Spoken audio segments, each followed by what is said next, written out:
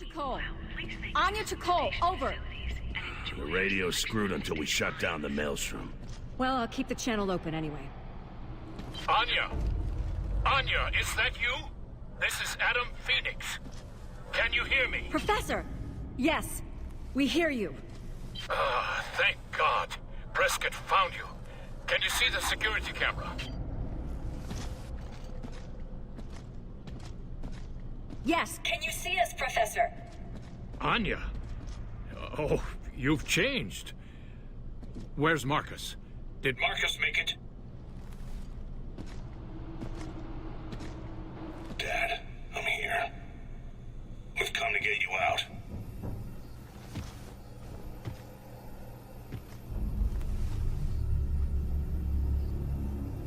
It's good to see you again. Is Dom with you? Wait, how did you get that scar? Later, Dad. Where are you?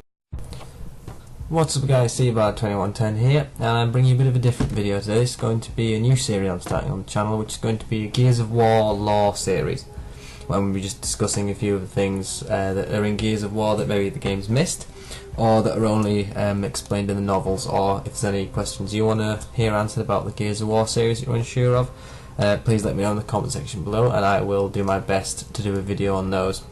In episode 1 I'm going to start off with why is Marcus Fenix in prison at the start of the first Gears of War, and how did he get his scar on his face? And all of the two sources I'm using for these is the Gears of War novel The Slab by Karen Travis and the Gears wiki on the internet. So the first part of this is going to be why he's in prison, and then the second part is going to be how he got his scar. So why is he in prison?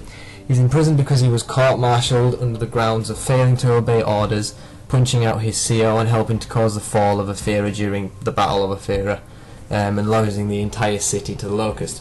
So during the battle, Marcus abandoned his post and men to save his father, Adam Fenix, from attacking Locust, disobeying the order to destroy Cancri Bridge, which would have stopped the Locust advance that Colonel Hoffman had given him.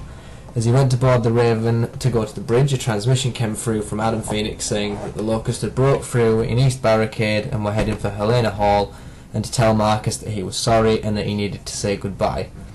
Anyone who's played the Gears of War games will know that Marcus becomes, in Anya's words in the book, a raw nerve where his father's concerned. And as he left to save his father, he basically knocked Hoffman onto the floor after Hoffman turned round to him and said, "Fenix, your father's been sitting on his arse for the whole damn war, inventing all kinds of useless shit, and he hasn't made so much as a goddamn dent in the Locust. He's not worth the life of one honest fighting gear, and he's certainly not worth yours." So obviously Marcus smacked him in the face and floored him for that. However, when he went to save his dad, he took the Hammer of Dawn front targeting optic with him that Hoffman personally asked him to take with him to destroy the bridge. So Hoffman went to try and destroy the bridge, which was very difficult to use the Hammer of Dawn without the targeting optic, but it was difficult but not impossible. So Hoffman managed to destroy the bridge. However, if Marcus had gone out when he was supposed to with the targeting optic, he could have saved a lot more Gears' life and potentially saved the city from falling to the Locust, because the whole point of blowing up the bridge was to stop the Locust advance. Fenix was sentenced to 40 years imprisonment in the Slab. Usually he would have been executed, but because of his immaculate and exemplary 2 tours of duty in the Pendulum Wars and being awarded the Embry Star, instead of the execution, he was put on a reduced 40 years imprisonment in the Slab. The Slab has a life expectancy of 2 years, so it's basically a life sentence. The Slab is the COG's most infamous prison. It's basically where they send the people that they don't want to have to deal with and aren't fit to go in the military. While Dom's loyalty to the COG was questioned by his superiors for his decision to defend Marcus when he went on trial and go with him to save his dad, Dom, Anya, Jace and Ty worked during their off-duty hours to help get Marcus out of prison over the next 4 years, and eventually succeeded during Marcus's 4th year in prison, where Dom rescues Marcus during the Battle of the Slab and obviously the start of the first Gears of War. And a quote from Hoffman before Marcus goes into his trial, he says to him, "You dicked around and cost men's lives, Sergeant, like I never did.